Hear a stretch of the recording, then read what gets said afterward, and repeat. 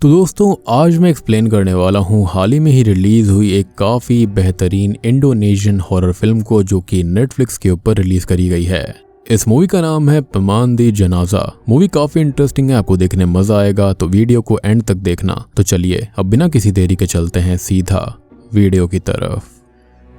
तो कहानी की शुरुआत में हम सीती और उसकी बेटी लीला को डेड बॉडी को वॉश करते हुए देखते हैं। ये दोनों ही असल में कॉप्स वॉशर थे जो कि लोगों के खत्म होने के बाद उनकी बॉडी को धोने और साफ करने का काम किया करते। अभी के समय पर वो दोनों जिस लेडी की बॉडी को वॉश करने का काम कर रहे थे उस बॉडी पर ढेर सारे कट्स और चोटों के निशान थे, जैसे कि उसे बहुत ही ज्यादा बेरहमी के साथ खत्म करा गया हो। तब लीला को ये सब देखकर वॉमिटिंग होने लगती है क्योंकि बॉडी वॉश करना उसका फर्स्ट टाइम था। तब सीती उसे किसी तरह संभालती है और दोनों वापस अपने काम में लग जाती हैं। लेकिन उसी दौरान हम नोटिस करते हैं कि अचानक से उस बॉडी की आंखें अपने आप खुल गई हैं और अब इसी के साथ ये सीन वहां से कट होकर कुछ दिनों बाद उसी गांव पर आता है जहां पर हम ईडा नाम की एक लेडी को देखते हैं जिसके घर के अंदर उसके बेटे की सर्कमसिजन पार्टी थी, यानी कि खतने की पार्टी, जहां पर गांव के सभी लोग इंक्लूडिंग सरपंच भी आया हुआ था। लेकिन ना जाने किस वजह से ईडा ऐसे खुशी के मौके पर भी काफी ज्यादा हड़बड़ा रही थी, साथ ही साथ काफी ज्यादा परेशान भी लग रही थी। खैर इतने में ही वहां पर सीती भी पहुंच जाती है जो कि अपनी बाकी दोस्त टेरी, एना और टूटी के पास जाकर खड़ी हो गई थी। अब वो लोग अपने अपने हस्बैंड्स के बारे में बातें कर रही होती हैं और तब जाकर हम ये जान पाते हैं कि असल में टेरी, जिसकी अब तक शादी नहीं हुई थी, उसको छोड़कर सब ने अपने अपने हस्बैंड से किसी वजह से डिवोर्स ले लिया था। इसलिए टेरी को कहीं ना कहीं इस बात पर थोड़ा फक्र भी था कि उसने शादी ही नहीं करी। अच्छा हुआ।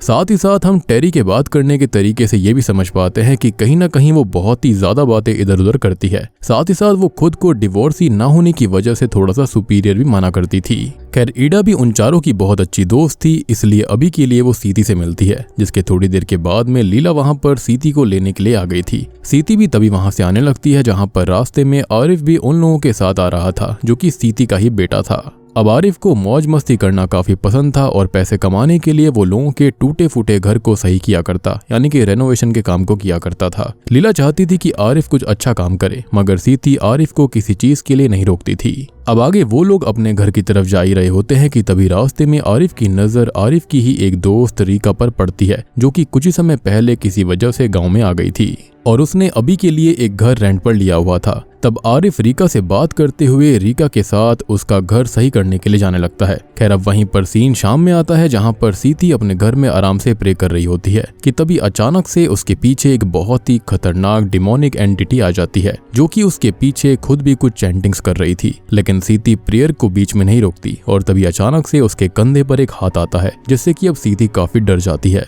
पर जब वो पलटती है तो वहां पर लीला थी और फिर उससे ही बात करते हुए जब सीती खाना डालने के लिए खाने का डब्बा खोलती है तो उसके अंदर रखा हुआ सारा खाना सड़ चुका था, जिसको देखकर सीती को बहुत ज्यादा गुस्सा आता है और वो उसी गुस्से में कहीं पर जाने लगती है। जाने से पहले उसने लीला से घर के दरवाजे बंद रखने को कहा था, जिसके बाद सीती घर से बाहर आ जाती है कि तभी एक अनाउंसमेंट के जरिए उसको पता चलता है कि ईडा की अचानक से मौत हो गई है। अब ये बात जानने के बाद सीती भागते हुए ईडा के घर पहुंच जाती है जहाँ पर ईडा को बहुत ही बेरहमी के साथ किसी ने खत्म कर दिया था। ईडा के पूरे फेस पर खून था और उसकी आंखें बहुत ही डरावने तरीके से खुली हुई थी, जिसको देखकर सीती काफी डर गई थी। साथ ही साथ उसे काफी ज्यादा बुरा भी लग रहा था। लेकिन अभी वो सब लोगों को बाहर रहने के लिए बोलकर खुद ईडा की बॉडी को वॉश करने के काम में लग जाती है। वहीं हम लीला को घर पर देखते हैं जहां पर वो सोने की कोशिश कर रही थी कि तभी अचानक से उसे लगने लगता है कि जैसे उनके घर की छत पर कोई चढ़ा हुआ है और वहां पर चलने की कोशिश कर रहा है और इतने में ही छत थोड़ी सी टूटकर नीचे भी गिर जाती है। तब लीला को कुछ समझ नहीं आता कि ये क्या हुआ, पर क्योंकि बाहर मौसम काफी खराब था और जोर से बारिश आ रही थी इसलिए उसको लगता है कि सब बारिश की वजह से हुआ है और यही सोचते हुए वो इस पर इतना ध्यान नहीं देती। और अब इतने में ही वहां पर आरिफ भी रीका के घर से आ चुका था।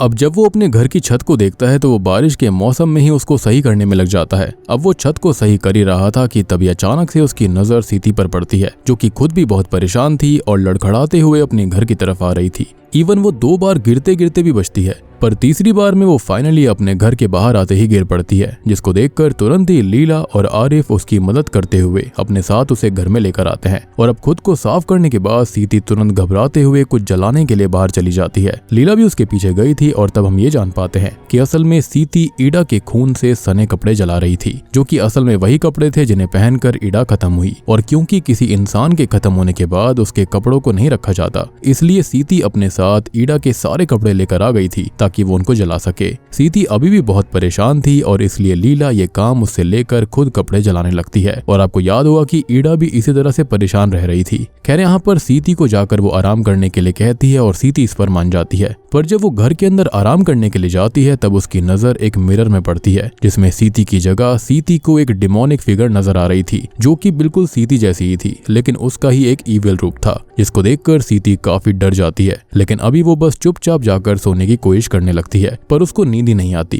तभी वहां पर लीला भी आकर बिस्तर पर लेट जाती है, लेकिन लीला सीती की किसी बात का जवाब नहीं दे रही थी, जिसको देखकर सीती पलटती है लेकिन तब उसे वहां पर लीला नहीं दिखती। इसका मतलब यही था कि अभी वो जो लीला रूम में आई थी वो असल में रूम में कभी आई ही नहीं, और अगर आई भी थी तो वो कोई डिमोनिक एंटिटी थी। अब वो सीती को बस ये इमेजिन करवा रहा था कि वहां पर लीला आई है। अब आगे सच में लीला वहां पर आ जाती है जो कि अब खुद भी सोने की कोशिश करती है। सीती इस बात को जानती थी कि लीला को कॉप्स वॉशिंग या फिर लाशों से रिलेटेड कोई भी काम करना पसंद नहीं है, पर फिर भी उसने ईडा के कपड़े जलाए। इसलिए सीती उसको प्यार से समझाने लगती है कि हर इंसान को धरती पर रहकर कुछ ना कुछ काम करना पड़ता है और उनके ही परिवार में बहुत समय पहले से वो कॉप वॉशिंग का काम करते हुए आ रहे हैं। लीला भी सीती की बात को समझती है और अब दोनों सोने की कोशिश करने लगते हैं। इनडायरेक्टली वो ये कह रही थी कि उसको ये काम सीखना पड़ेगा। खैर अब रात में हम देखते हैं कि जब लीला सो रही थी तभी अचानक से ही सीती की आंख खुल जाती है और उसे रूम की छत पर कुछ अजीब से और बड़े से डिमोनिक हाथ की परछाई दिखाई देने लगती है जो कि सीती की तरफ बढ़ रहे थे, और अब एकदम से ही वो डिमोनिक हैंड सीती के ऊपर हमला करके उसे खत्म कर देते हैं।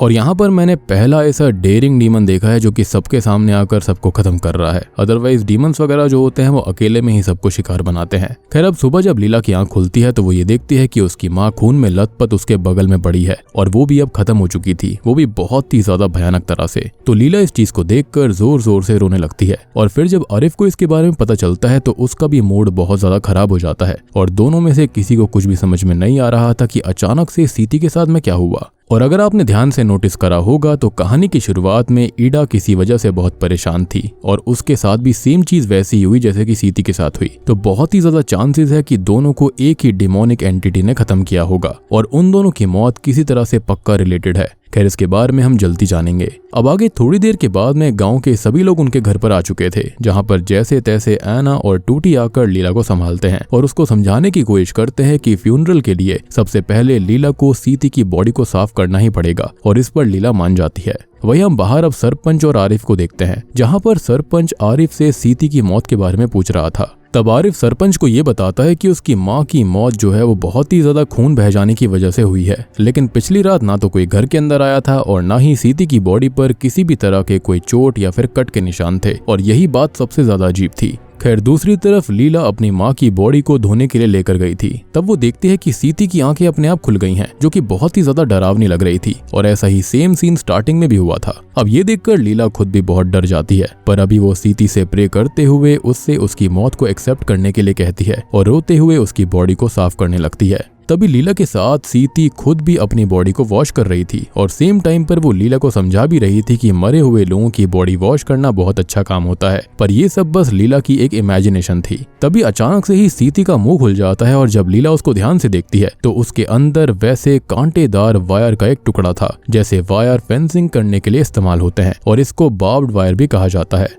खैर अब उस बार्ब्ड वायर को देखने के बाद में लीला बहुत शॉक्ड हो जाती है और उसको कुछ भी समझ में नहीं आता कि आखिर ये क्या था, पर अभी वो सबके साथ जाकर अपनी माँ को दफना देती है। और अब इसके बाद सभी अपने घर लौट आते हैं। अब अपने घर में लीला काफी ज्यादा परेशान थी कि तभी उसके घर में आना आती है, जो कि लीला और आरिफ के लिए गांव से जमा करके कुछ पैसे लेकर आई थी, ताकि अभी उन्हें कुछ समय तक एटलीस्ट आर्थिक तंगी का सामना करना ना पड़े। और वो लीला से अंदर आने की रिक्वेस्ट भी करती है, जिस पर लीला समझ तो गई थी कि असल में ऐना वहां पर छानबीन करने आई है कि सच में सीती के साथ क्या हुआ था, पर फिर भी वो ऐना को अंदर आने देती है क्योंकि उन दोनों की कोई गलती थी ही नहीं। और जब ऐना ये देखती है कि सीती के बिस्तर पर उसका ढेर सारा खून पड़ा हुआ है तो वो बहुत डर जाती है और वहां से चली जाती है, जिसके थोड़ी देर के बाद में आरिफ भी इस बात को समझ गया था कि अब लीला की जिम्मेदारी उसके ऊपर है, इसलिए वो किसी तरह खुद को संभालते हुए अपने औजारों को उठाकर काम करने के लिए चला जाता है, ताकि पैसों की तंगी उन्हें ना हो और किसी से भी उनको भीख न लेनी पड़े। और जो बेचारी लीला होती है वो घर में ही रहकर घर के कपड़े और बाकी चीजों को धोने लगती है। उसी समय जब लीला खून से लथपथ बेडशीट को धो रही थी तब उसमें से भी बार्ब्ड वायर उसे नजर आती है, जिसको देखकर लीला को कुछ भी समझ में नहीं आता कि ये कैसे हो सकता है। पर अचानक से ही वो बार्ब्ड वायर गिरकर गायब हो जाती है। वहीं दूसरी तरफ हम टेरी, एना और टूटी को देखते हैं जो कि साथ में बैठकर इसी बारे में बातें कर रहे थे कि ईडा और सीती की मौत आसपास और एक तरह से हुई थी और ऐसा कैसे हो सकता है। खैर इसी दौरान अचानक से लोहे की स्केल की वजह से टेरी का हाथ कट जाता है और उसके खून की बूंद एक फोटो पर गिरती है जिसमें टेरी, ईडा, एना, सीती और टूटी साथ में थी। अब रात में हम ये देखते हैं कि अचानक से गांव में एक तरह से 2 मौतें हो जाने की वजह से सब बहुत ज्यादा परेशान थे और सदमे में थे, इसलिए सभी रात में इकट्ठा हुए थे ताकि वो सीती और ईडा की आत्मा की शांति के लिए प्रे कर पाएं। अब इसी दौरान उस जगह पर भी कुछ डिमोनिक चीजें होना चालू हो जाती हैं, जैसे कि एक पाक कुरान की किताब अचानक से ही डिमोनिक हैंड उठाकर ले गया था, मगर इन सब पर किसी का ध्यान नहीं जाता। उस समय टेरी, एना और टूटी भी वहीं पर बैठे हुए थे और तभी अचानक से टेरी को कुछ अजीब सी डिमोनिक आवाजें आना शुरू हो जाती हैं और हम देखते हैं कि ईडा और सीती की आत्मा टेरी के बगल में बैठकर उसके कान में प्रेयर्स गा रहे थे, जिससे कि टेरी बहुत ज्यादा डर गई थी और अब तभी वो जोर से चिल्लाने लगती है। साथ ही साथ सेम टाइम पर गाँव की लाइट भी चली गई थी, जिसको देखकर सरपंच को कुछ भी समझ में नहीं आता।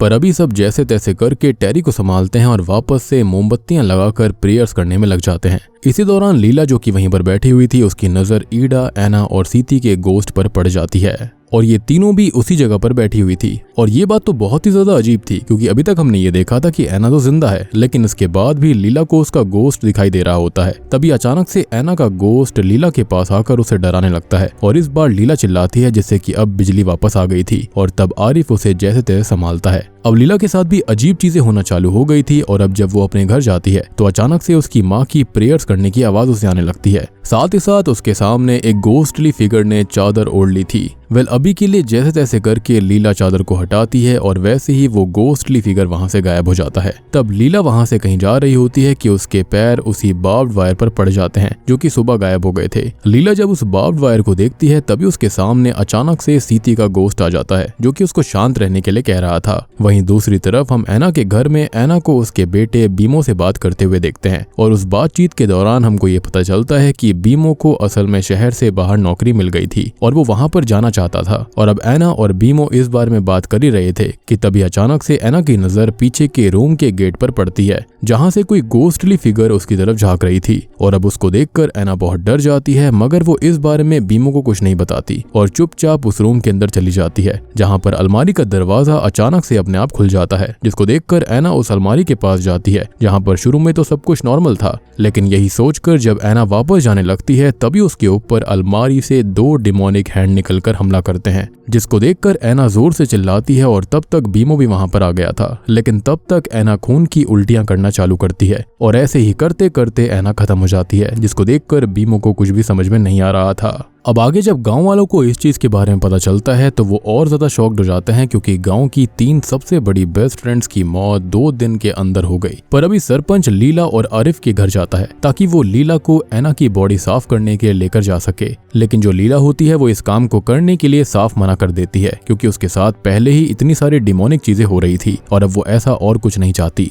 एंड आई बिलीव कि आपको याद हुआ कि लीला को एना की स्पिरिट दिखाई दी थी, तो शायद से उसको अंदाजा हो चुका था कि एना खत्म होने वाली है। लेकिन तभी आरिफ और बीमो खुद भी लीला को काफी समझाने की कोशिश करते हैं, लेकिन लीला उनकी बात को नहीं मानती और अपने रूम को लॉक कर लेती है। अब क्योंकि बॉडी क्लीनिंग के प्रोसेस के बिना फ्यूनरल को आगे नहीं बढ़ाया जा सकता था, इसलिए बीमो लीला को मनाने के लिए वेट करता है क्योंकि वो जानता था कि लीला पक्का एना की बॉडी क्लीन करने के लिए मान जाएगी। अब तभी अचानक से ही वहां पर दराजत आ जाता है जो कि गांव का एक पुलिस ऑफिसर था और वो ये चाहता था कि सभी खत्म हुए लोगों के घर वालों में से कोई ना कोई इसके खिलाफ FIR करे ताकि उसे लोगों के खत्म होने का रीजन पता चल पाए। लेकिन ईडा, एना या फिर सीती के घर वालों में से कोई भी इसके खिलाफ कंप्लेंट करने को राजी नहीं था क्योंकि उनके हिसाब से किसी और का उनके घर में हुई मौतों से कोई भी लेना देना नहीं है और इसका एक रीजन बॉडी को पोस्टमार्टम होने से बचाना भी था। तब दराजत उन सभी की बात मान जाता है और वहां से चुपचाप चला जाता है क्योंकि गांव वालों के खिलाफ जाना भारी पड़ सकता था, लेकिन वो किसी भी हालत में गांव में हो रही मौतों के बारे में सच्चाई पता करना चाहता है। वहीं हम लीला को देख पाते हैं जिसको कुछ भी समझ में नहीं आ रहा होता कि आखिर ये सब हो क्यों रहा है और वो बिस्तर पर लेटकर यही सब सोच रही थी कि तभी अचानक से एना का गोस्ट आकर उसको हॉन्ट करना चालू कर देता है,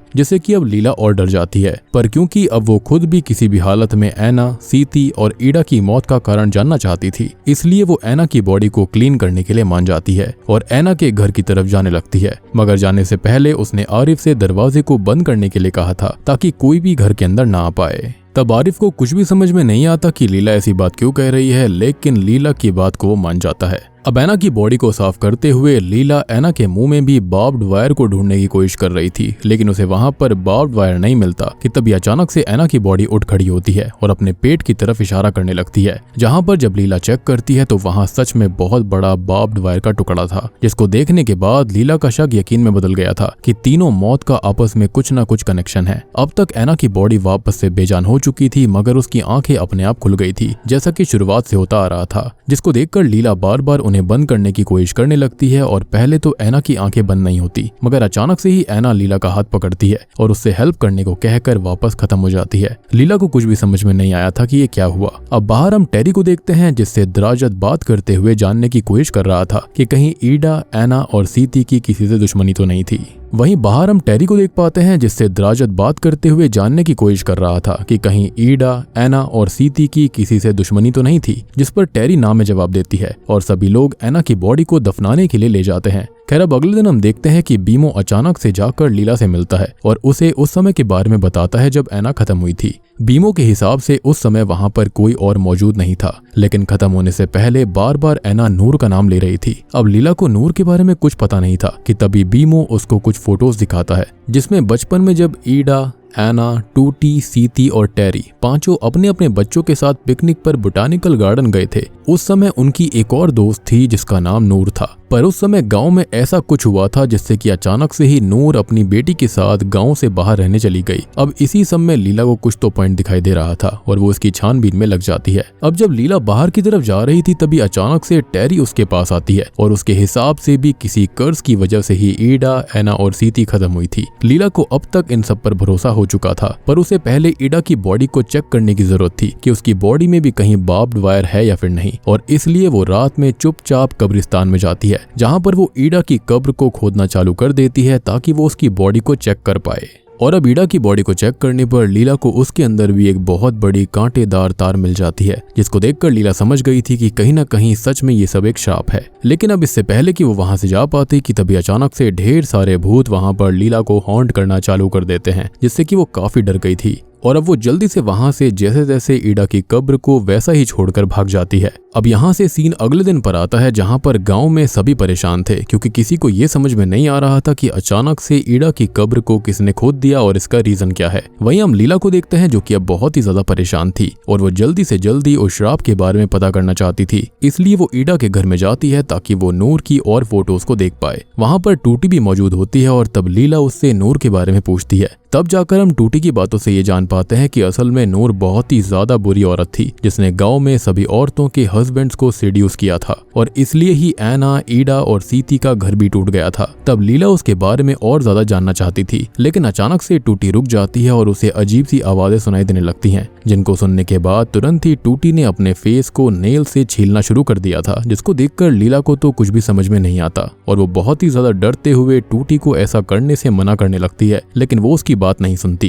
तभी अचानक से वहां पर एक और टूटी जो कि असली थी वो वहां पर आ गई थी और पहले वाली जो टूटी होती है वो वहां से गायब हो जाती है, जिसको देखकर लीला के होश उड़ जाते हैं। तब वो दोबारा टूटी से बात करते हुए नूर के बारे में जानने की कोशिश करती है, लेकिन टूटी ईडा की कब्र का अचानक से बुरा हाल हो जाने की वजह से पहले तो बहुत ही ज्यादा खराब मूड में थी, इसलिए वो लीला को इस बात का कोई जवाब नहीं देती और वहां से उसे उसके घर वापस भेज देती है। पर जब तक लीला अपने घर में गई थी तब तक आरिफ को लीला के बिस्तर के नीचे से वो फावड़ा मिल गया था, जिससे लीला ने ईडा की कब्र को खोदा था और इसलिए लीला के घर आते ही आरिफ उसके ऊपर गुस्सा करने लगता है और तब जाकर लीला को अपने भाई को उन कांटेदार तारों को दिखाना पड़ता है और सारा सच बताना पड़ता है कि ये सब एक शाप की वजह से हुआ था। ये सब जानने के बाद आरिफ खुद भी बहुत ज्यादा शॉक्ड हो जाता है। पर इसी दौरान हम टेरी को देख पाते हैं जो कि आरिफ और लीला की बातें सुन लेती है और क्योंकि उसकी आदत थी बातों को बड़ा चढ़ाकर बताने की, तो गाँव के अंदर वो ये बात फैला देती है कि गाँव की हर औरत के ऊपर एक शाप हावी हो सकता है और उसकी वजह से ही ईडा, सीती और ऐना की जान चली रही गई और धीरे धीरे पूरे गांव के अंदर ये बातें आग की तरह फैल जाती हैं। अब नूर के बारे में भी गांव के अंदर बातें होना चालू हो गई थी कि कैसे वो पहले के समय में औरतों के घर तुड़वाने के लिए मशहूर हुआ करती थी और इसलिए गांव में उसको कोई भी पसंद नहीं करता था।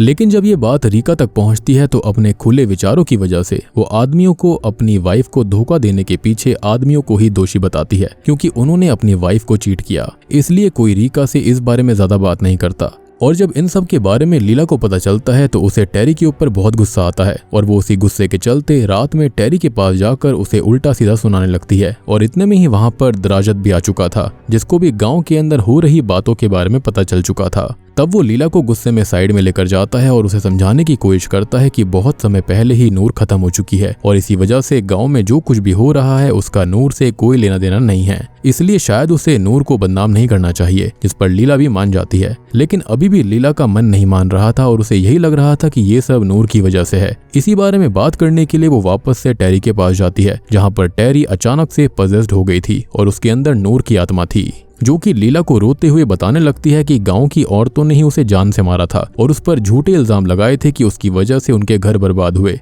तभी अचानक से टेरी के अंदर ही ईडा, एना और सीती की आत्मा आकर वापस से नूर को ही ब्लेम करने लगते हैं और ये सब देखकर लीला बहुत डर गई थी, कंफ्यूज हो गई थी। पर क्योंकि वो इतने दिनों से ये सब देख रही थी इसलिए उसे इन सब पर ज्यादा फर्क नहीं पड़ रहा था और अब वो गुस्से में कुछ चैंटिंग करते हुए नूर और बाकी सबसे टेरी के शरीर को छोड़ने के लिए कहती है, जिससे कि अब टेरी वापस से नॉर्मल हो गई थी और अब लीला अपने घर में वापस आ जाती है। जहां पर वापस आने के बाद वो नूर और बाकी सबके पास्ट के बारे में जानने में लग गई थी। तब आरिफ उसकी ऐसी हरकतें देखकर बहुत परेशान हो रहा था, क्योंकि उसे अभी तक पूरी तरह से लीला की बात पर भरोसा नहीं हुआ था। इसलिए वो उसे समझाने की भी कोशिश करता है, लेकिन लीला उसकी बात नहीं सुनती और उल्टा उसके ऊपर ही चिल्लाकर अपने काम में लगी रहती है। पर उसी रात हम देखते हैं कि जब लीला सो रही थी तभी अचानक से उसके रूम में वैसा ही डीमन आता है जिसने सीती की जान ली थी और अब वो लीला को भी जान से मार देता है, जिससे कि गाँव में सब और ज्यादा परेशान हो गए थे। और तब लीला को भी उसी तरह दफन कर दिया जाता है जैसे कि बाकी सबको दफन करा गया था। लेकिन खत्म होने के बाद भी लीला को कुछ अजीब सी आवाजें आ रही थी और अचानक से वो अपनी कब्र के अंदर ही उठ जाती है और बाहर आने के लिए स्ट्रगल करने लगती है, जिसके साथ ही अचानक से उसकी आंख उसके बिस्तर पर ही खुलती है और उसको समझ आता है कि ये सब बस उसका एक ड्रीम था। लेकिन ये सब देखकर लीला घबरा गई थी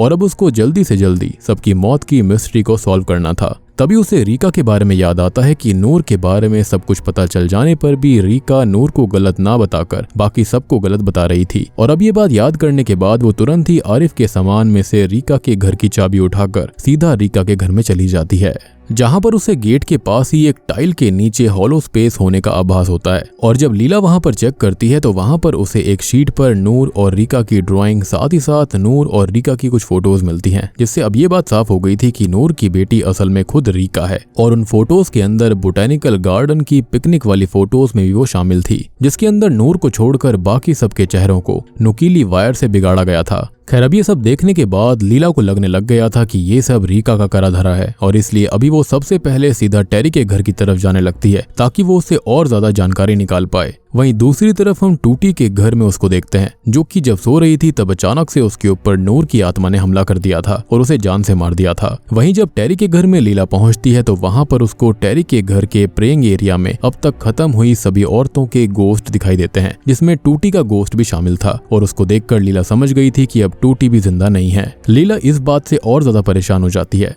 तभी नूर लीला से ये कहती है कि जो सब भी उसके साथ हो रहा है वो उनके ही कर्मों की सजा है और लीला को इसके बीच में नहीं आना चाहिए। अब ये बातें सुनने के बाद में लीला डर तो गई थी, लेकिन वो इस बात पर ध्यान नहीं देती और जल्दी से टूटी के घर में जाकर उसकी बॉडी को साफ करने के काम में लग जाती है, जहां पर अब टूटी भी उठकर बैठ गई थी और उसके शरीर के अंदर भी एक नुकीली तार का टुकड़ा था। फिर जैसे ही लीला उसको देखने लगती है और ये सोचती है कि आगे उसे रीका के बारे में सबको कैसे बताना चाहिए, तभी अचानक से लीला को सीती, एना, ईडा और टूटी की आत्मा हॉन्ट करते हुए हेल्प मांगने की कोशिश करती हैं। इतने में ही वहां पर दराजत आ चुका था, जो कि लीला से दरवाजा खोलने के लिए कहता है, क्योंकि वो टूटी की बॉडी का पोस्टमार्टम करवाना चाहता था और इसके लिए उसे किसी से परमिशन लेने की जरूरत नहीं थी, क्योंकि टूटी का कोई भी परिवार नहीं था। और अब अगर ऐसे में उसकी मौत हुई थी तो द्राजत कुछ गवर्नमेंट फॉर्मेलिटीज को पूरा करके उसकी बॉडी का पोस्टमार्टम करवा सकता था और वो इसी मौके के तलाश में भी था। लेकिन जब काफी देर होने के बावजूद भी लीला दरवाजा नहीं खोलती तब द्राजत दरवाजा खोलकर अंदर जाने की कोशिश करता है। इसी बीच हम लीला को देख पाते हैं जिसके चेहरे पर टूटी के शरीर से निकली हुई नुकीली तार जो होती है वो उसकी बॉडी पर कस चुका था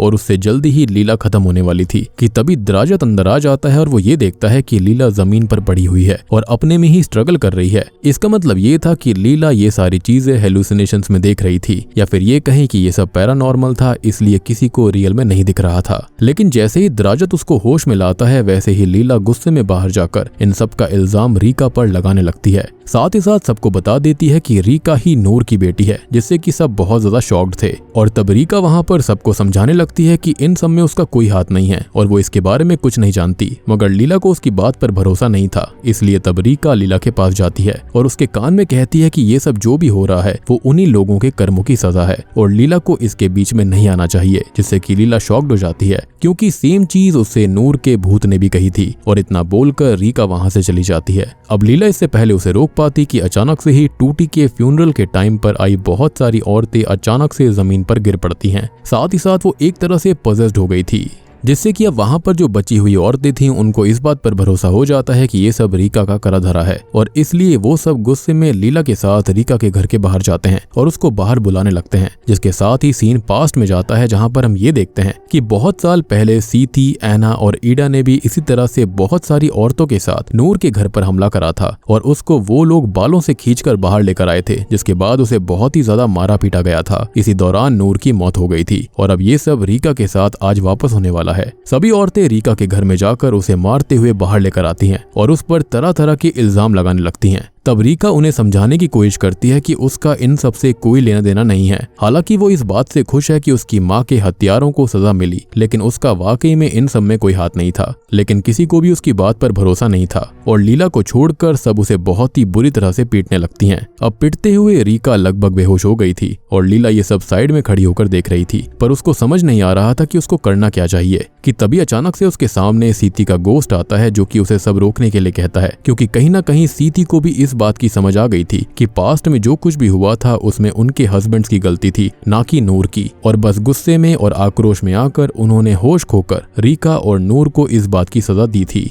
और अब वो ये नहीं चाहती कि उनकी उसी गलतियों की सजा वापस से किसी और निर्दोष को मिले या फिर गलती दोहराई जाए। और वो ये भी नहीं चाहती थी कि रीका की जान इन सब में चली जाए। लीला को ये बात समझ आ जाती है और वो तुरंत ही लोगों की भीड़ में जाकर जमीन पर पड़ी रीका को कवर कर लेती है। लेकिन गांव के लोग अब लीला को भी मारना चालू कर चुके थे, जिसके बारे में जैसे ही आरिफ को पता चलता है तो अब वो आकर रीका और लीला दोनों को कवर कर लेता है। लेकिन तब आरिफ के सर पर एक डंडा लग चुका था, जिससे कि उसके सर से ढेर सारा खून निकलता है और हैवी ब्लड लॉस के चलते उसकी मौके पर ही मौत हो जाती है। और तब जाकर गांव वाले ये सब देखने के बाद रुकते हैं। अब आरिफ की मौत से लीला बहुत टूट चुकी थी और अब गांव वालों पर उसको और ज्यादा गुस्सा आ रहा था, पर क्योंकि कहीं ना कहीं सब उसकी भी गलती थी इसलिए वो किसी को कुछ नहीं कह पाती। अब इन सब के बारे में अभी हमें बताया नहीं जाता कि रीका जिंदा है या फिर वो उसी दौरान खत्म हो गई, पर जहां तक है रीका बच गई होगी एंड मोस्ट प्रोबेबली उसने गाँव को छोड़ दिया होगा। लेकिन अगर वो मारी गई होगी तो शायद ये उसके साथ नाइंसाफी हुई। खैर, अब यहाँ से सीन चेंज होता है और कुछ समय आगे जाता है जहाँ पर अभी भी लीला कॉप्स वॉशिंग का काम करती है, पर अब वो ज्यादा किसी से मतलब नहीं रखती। और अभी के समय में जब वो मिसेस मुरनी नाम की एक लेडी की बॉडी वॉशिंग का काम कर रही थी तब अचानक से उसे उनके फेस से सुसूक मिलता है, यानी कि कुछ पिंस टाइप की मिलती हैं जिससे कि सुंदरता लाई जाती है। जिसका मतलब यही था कि शायद गांव के अंदर किसी तरह का कर्ज वापस से शुरू होने वाला था या फिर कुछ ना कुछ ऐसा राज है जिसका पर्दा उसे ही फाश करना पड़ेगा। और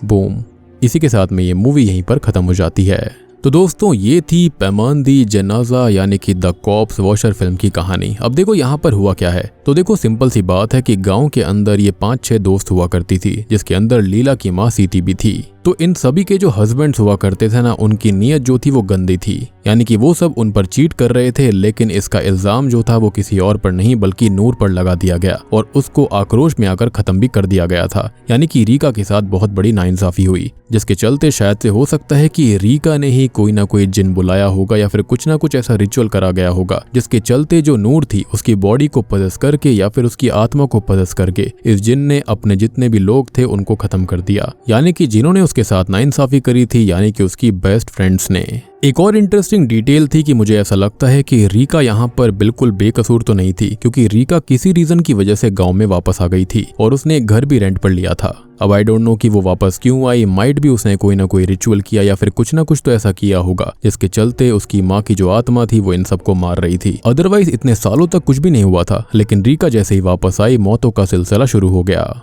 यहाँ पर जो गांव के लोग थे वो भी बहुत बेवकूफ थे। रीजन ये था कि उनके पास कोई सबूत नहीं था, कुछ नहीं था, लेकिन फिर भी उन लोगों ने नूर को जान से मार दिया। साथ ही साथ वो रीका के साथ भी सेम करने वाले थे, यानी कि बस उनको भड़काने की देरी थी। बिना सबूत के ही वो किसी न किसी कंक्लूजन पर पहुंच जाया करते और लोगों को इस तरह से खत्म कर दिया करते थे। ऑब्वियस सी बात है, भीड़ का नाम कभी भी नहीं होता। तो उम्मीद करता हूँ कि आपको ये इंडोनेशियन हॉरर मूवी पसंद आई होगी। पसंद आई है तो वीडियो को लाइक कर देना, चैनल के ऊपर नए हैं तो सब्सक्राइब कर लीजिए। तो मैं आप सबको मिलता हूँ अगली वीडियो के साथ में, तब तक के लिए